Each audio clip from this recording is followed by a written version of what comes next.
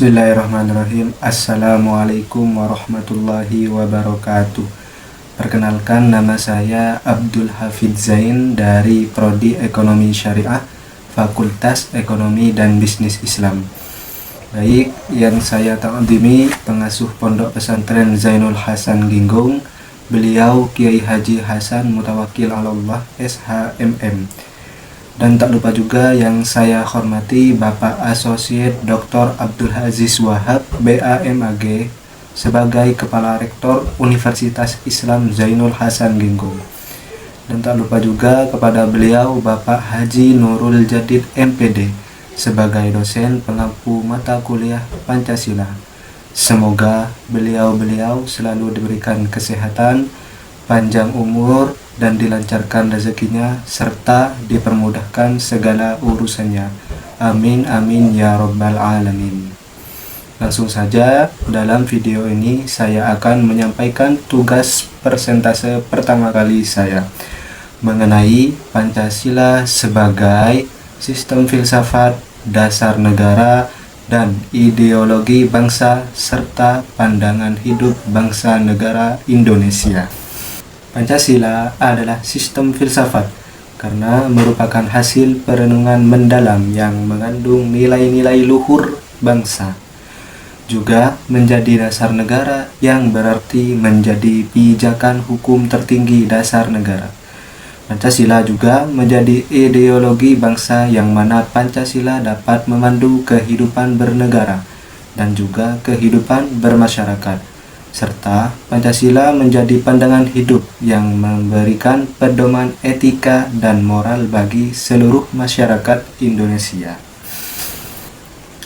Pancasila sebagai sistem filsafat dikarenakan diambil dari perenungan dan nilai-nilai bangsa, sehingga Pancasila merupakan hasil perenungan mendalam para pendiri bangsa yang memuat nilai-nilai luhur yang membentuk dasar ideologi bangsa.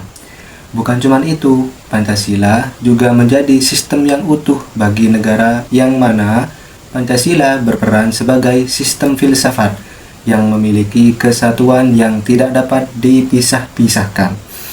Mencakup nilai-nilai budaya bangsa seperti ketuhanan, kemanusiaan, persatuan, kerakyatan, dan keadilan. Sebagai sistem filsafat, Pancasila juga menjadi pedoman dan kebenaran untuk bangsa dan negara. Dalam filsafat, Pancasila dapat memberikan pandangan filosofis yang menjadi pedoman bagi sikap, perilaku, dan tindakan dalam kehidupan sehari-hari. Kemudian, Pancasila sebagai dasar negara merupakan sumber hukum tertinggi, yang mana Pancasila adalah negara dan sumber dari segala sumber hukum di Indonesia, yang mengikat dan menjadi landasan bagi seluruh peraturan perundang-undangan.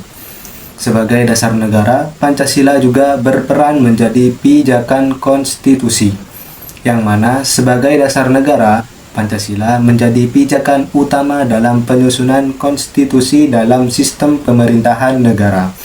Selain menjadi dasar negara, Pancasila juga berfungsi sebagai norma fundamental, yang mana Pancasila berfungsi sebagai Grundnorm atau norma fundamental yang menginduki semua norma hukum lainnya dalam tatanan hukum negara.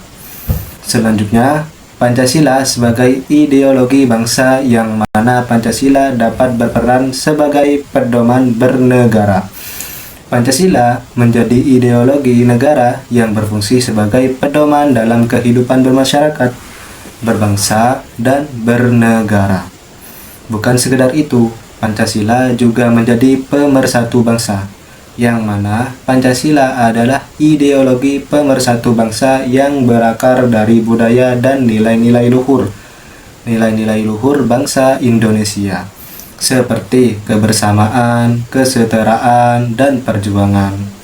Selain itu juga, Pancasila juga menjadi landasan sosial yang mengandung nilai-nilai Pancasila menjadi landasan bagi masyarakat dalam bersosialisasi, beragama, menegakkan hak asasi manusia, serta bekerja sama. Selain itu, Pancasila juga bisa berperan sebagai pandangan hidup bangsa. Pertama, Pancasila berperan sebagai pedoman keseharian.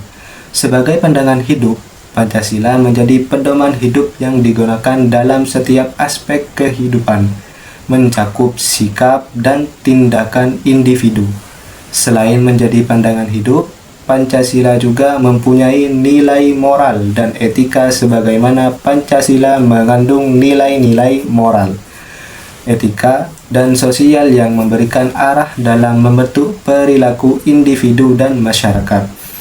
Sebagai pandangan hidup, Pancasila juga dapat mencerminkan jati diri, yakni Pancasila mencerminkan hakikat kemanusiaan bangsa Indonesia dan menjadi identitas serta kepribadian bangsa yang merdeka. Alhamdulillah, mungkin sekedar itu yang saya dapat sampaikan. Kurang lebihnya saya mohon maaf sebesar-besarnya. Wabillahi taufiq wal hidayah, warridha wal inayah.